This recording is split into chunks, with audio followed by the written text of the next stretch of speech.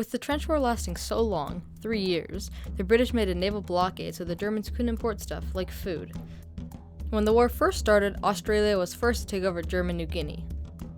Also, in German East Africa, locals were enlisted as soldiers, which led them to losing their lives.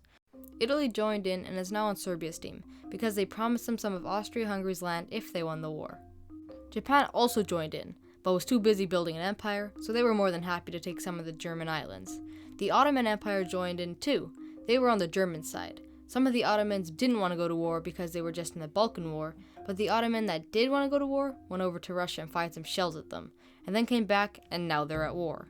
The British were especially nervous about the Ottoman Empire joining the war because they had lots of oil, and that's what the British people wanted. Ottoman first tried to attack Russia from the mountains, but it was too cold, so they froze to death.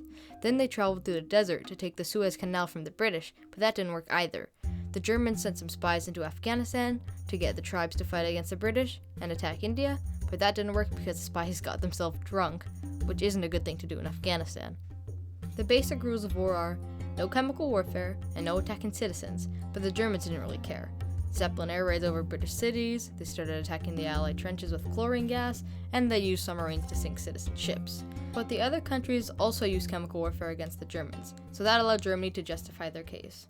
Austria-Hungary still needed help defeating Serbia, so Bulgaria joined in, and together they defeated Serbia. Serbians escaped through Albania, and Austria-Hungarians chased them, but many Serbians escaped off ships.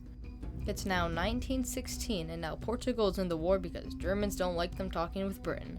Then the Battle of Jutland happened, the first sea battle. The Germans launched an attack in the French city Verdun. The French tried defending it, but they needed more help, so the British started their own battle to distract them. Germany and Russia were still going at it until the Russians ran out of supplies. It was then when Romania joined in, but they got pounded. Greece was thinking about joining in as well.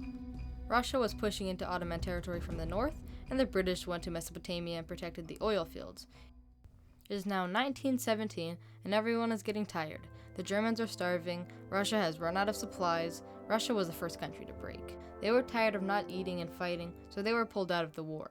The Germans were looking way better now, except the USA was selling goods to the Ally the entire time, so the Germans sent a letter to Mexico asking if they could attack the US. But the British intercepted it and showed it to the USA.